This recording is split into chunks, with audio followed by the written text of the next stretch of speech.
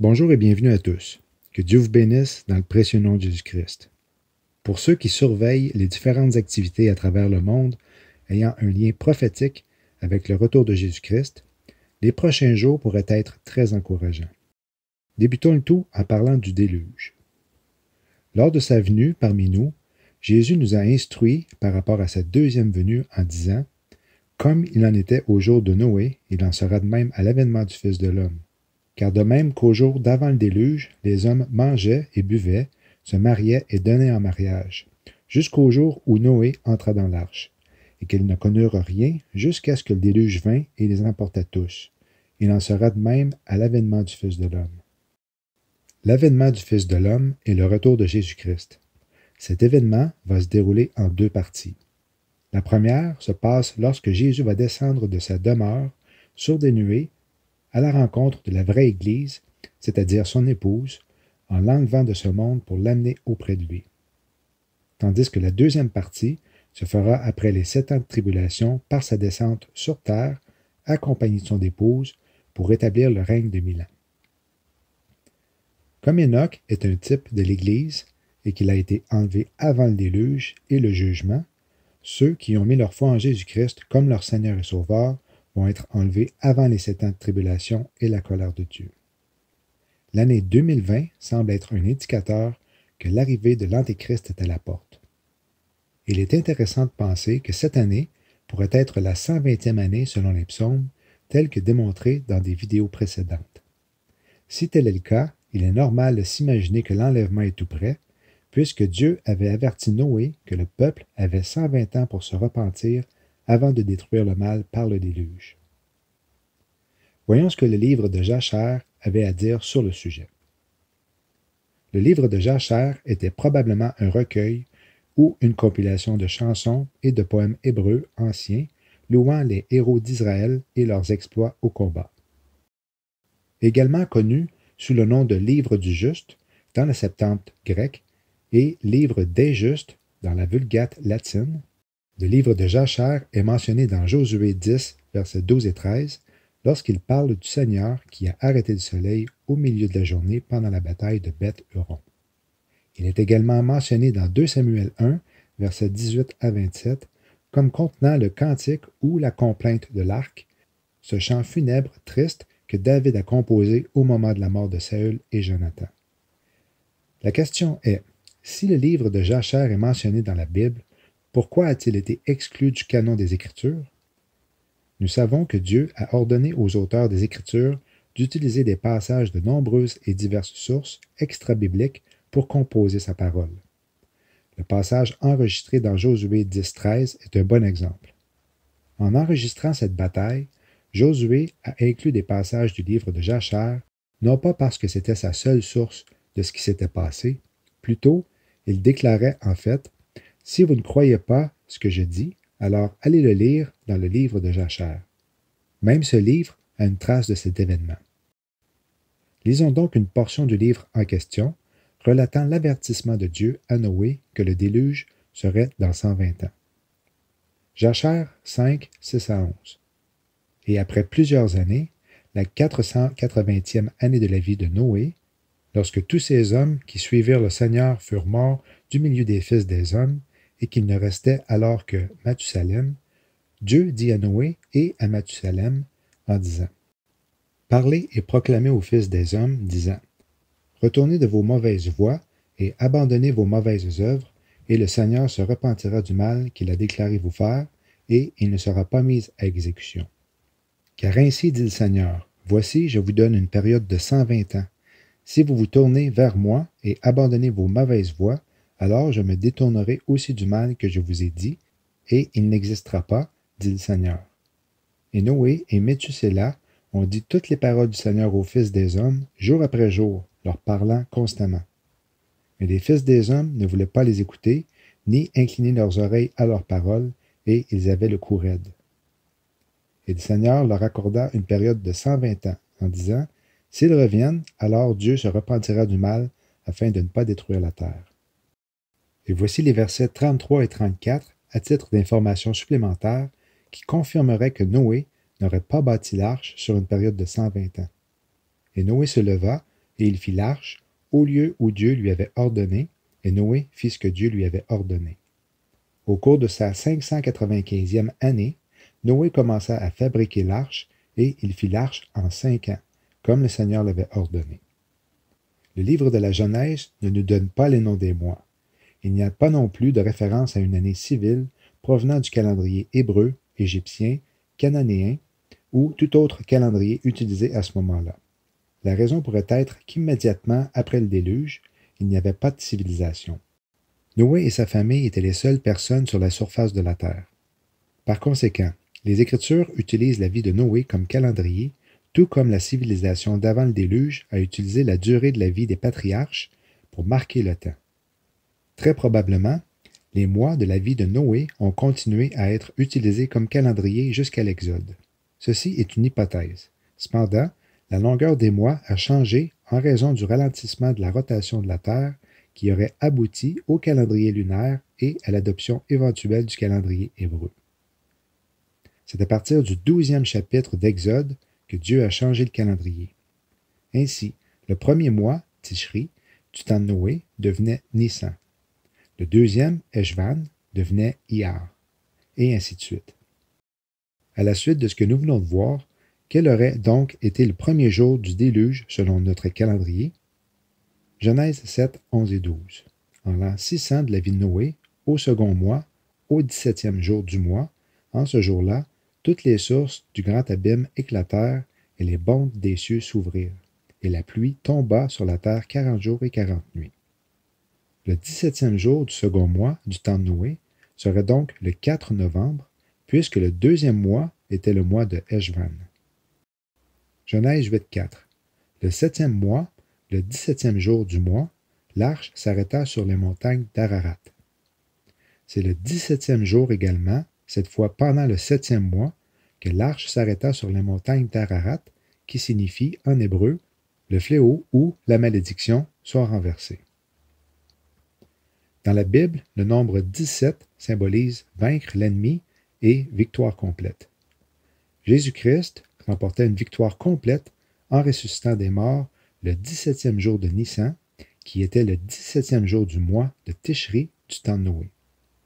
Apocalypse 19.10. Le témoignage de Jésus, c'est l'esprit de prophétie. Ésaïe 46.10. J'annonce dès le commencement ce qui doit arriver et longtemps d'avance ce qui n'est pas encore fait. Je dis, mon dessein tiendra et j'exécuterai toute ma volonté.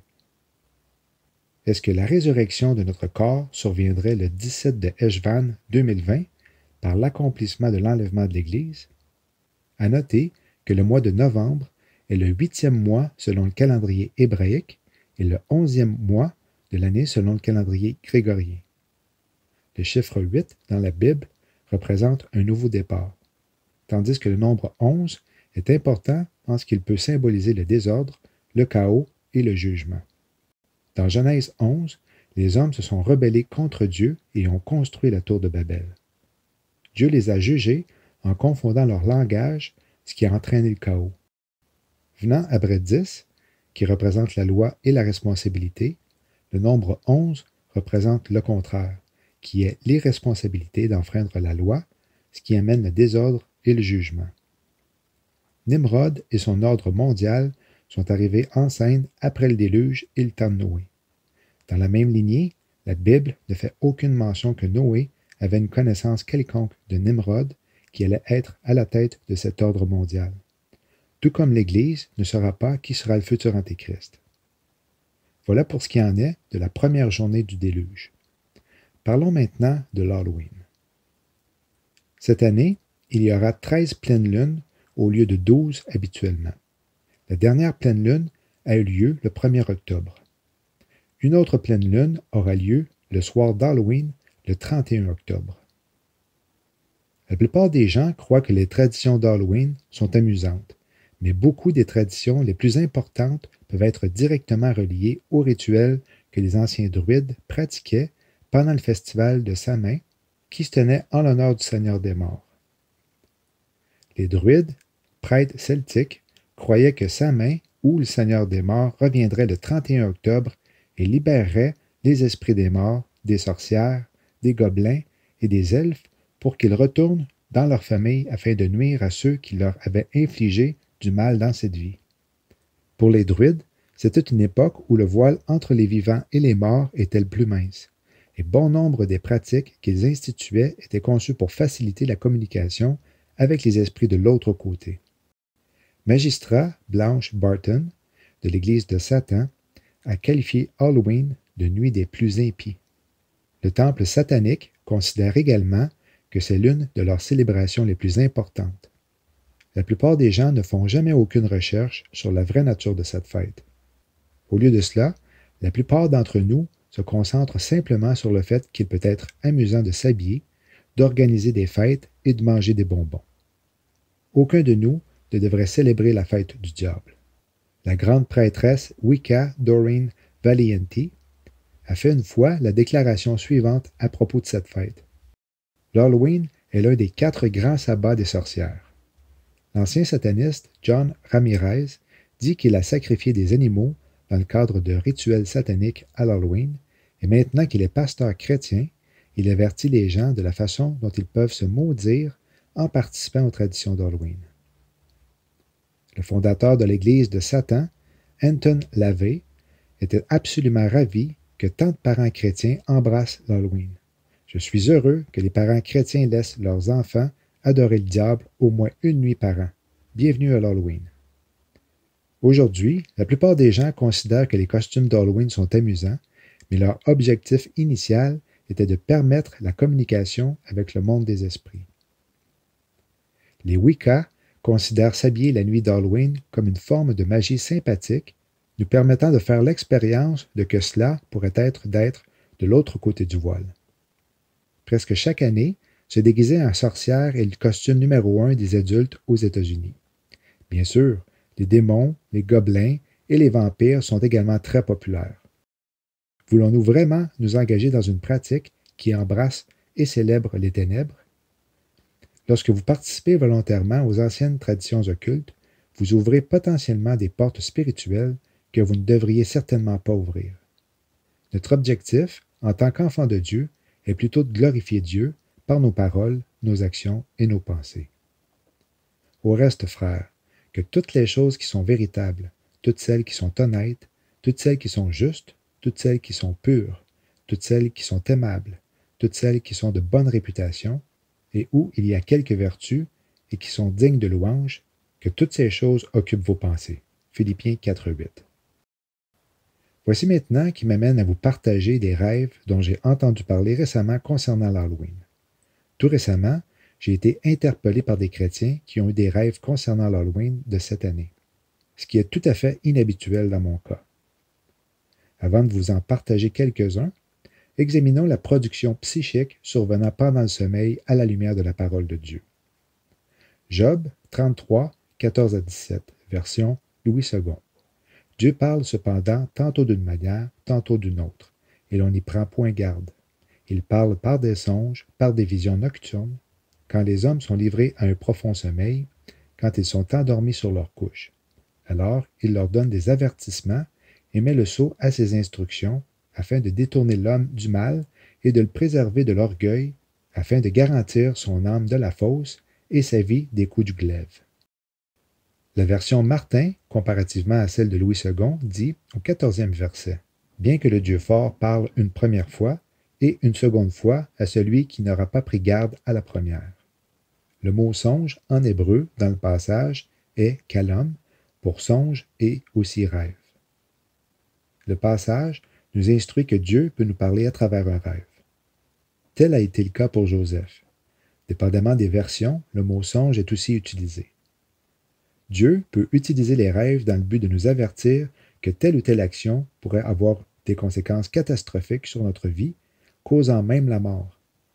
Dieu, par exemple, a révélé dans un rêve à Abimélec, roi d'un autre peuple, qu'Abraham lui avait menti à propos des liens qu'il a avec Sarah, et que s'il n'obéissait pas, il allait mourir. Dieu se sert aussi des rêves pour annoncer le futur. Gédéon, dans le livre des Juges, est en guerre contre les Madianites qui ravagent les récoltes et tuent le bétail. Gédéon, chef militaire malgré lui, se prépare à la bataille et est fort inquiet car les Midianites sont bien plus forts en nombre. C'est alors que pendant la nuit, l'Éternel lui parle et lui promet la victoire. Il avait même eu une confirmation en entendant un soldat ennemi raconter la défaite de son camp, lui aussi à travers un rêve. Ce qui suit sont des vidéos de 7 personnes qui ont eu des rêves concernant l'Halloween que j'ai traduits pour ceux qui ne comprennent pas la langue. Vous trouverez les liens sous la vidéo pour ceux qui aimeraient les visionner.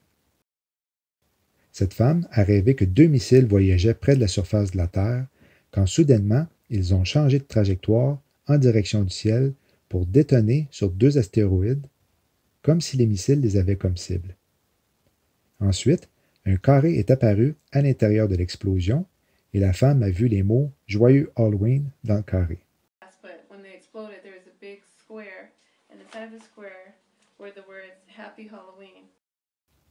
Une mère raconte que son garçon de 6 ans a rêvé qu'un astéroïde se dirigeait vers la Terre et que c'était l'Halloween parce qu'il avait vu une citrouille en forme de visage sur une porte comme décoration. Cette personne a rêvé qu'elle se préparait pour l'Halloween de 2020. Alors qu'elle déballait les boîtes de décoration, une enseigne avait comme inscription Halloween 2019. Elle s'est dit qu'elle devait le changer pour Halloween 2020, mais ne pouvait pas le faire parce qu'elle n'avait pas les bons chiffres pour écrire 2020. Elle voyait par sa fenêtre des gens dehors avec leur tête en flammes, pensant qu'ils étaient possédés. Ensuite, dans la pièce où elle était, apparut un démon en face d'elle, à qui elle a ordonné de partir au nom de Jésus. Et il est parti tout d'un coup. Par la suite, une lumière a jailli et c'était le matin. La nuit n'était plus. Cette femme regarda à nouveau dehors par sa fenêtre et là, c'était encore la nuit et voyait des gens se faire poursuivre par des entités démoniaques. Ce pasteur a eu un rêve d'un doigt qui surlignait 3 fois le mois de novembre et après, la main fermée frappait le calendrier qui explosait sur le mur. Les chiffres du calendrier étaient en 3 dimensions et s'envolaient dans toutes les directions. The minute the finger underlined November 3 times, instead of tapping it, I saw a fist ball up and it hit the calendar. And literally, the calendar exploded into the wall. The numbers seemed like they were 3D and they were just flying everywhere. Cet individu et un autre dans une autre vidéo ont rêvé que Satan était enchaîné et en colère envers nous, mais ne pouvait rien faire tant et aussi longtemps qu'on ne serait pas transformé, mais qu'il serait relâché à l'Halloween et que tout changerait en ce jour-là. Enfin, ce garçon de 7 ans a rêvé qu'il voyait un nuage avec l'année 2020 dedans, et cela se déroulait à la journée de l'Halloween. Il a vu quelqu'un qui écrivait sur le sol que Jésus arrivait, mais que les gens continuaient de faire la quête de bonbons, tandis que les chrétiens disaient qu'il fallait être prêt. Il a entendu des trompettes en spirale qui sonnaient alors qu'une tornade et un tsunami arriveraient et une sirène sonnait. C'est à ce moment que de petites lumières scintillantes descendaient du ciel jusque sur le corps de ceux qui sont disparus.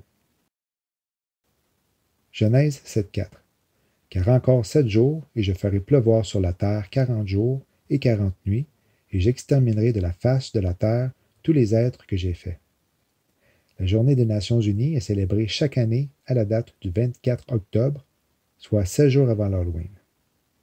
En conclusion, la dernière semaine d'octobre et la première de novembre pourraient être mouvementées selon ce que l'on vient de voir. Sans oublier que les élections américaines vont certainement y contribuer pour beaucoup. Les États-Unis étant fort possiblement la Babylone moderne d'Apocalypse 18. Je vous conseille de visionner les 4 dernières vidéos de Richard sur sa chaîne East the Land concernant le rôle de Donald Trump par rapport aux Écritures et le temps dans lequel nous nous situons. Et oui, vous trouverez le lien ci-dessous. Selon Hal Turner, en vertu d'un traité signé à la fin de 2019 avec le Canada, l'Armée populaire de libération de la Chine amassé discrètement des troupes militaires au Canada depuis le début de 2020 et ces troupes seraient en train de se préparer à une véritable invasion militaire des États-Unis. Le lien de l'article, traduit en français par Plein Feu sur l'heure juste, est également sous la vidéo pour les intéressés.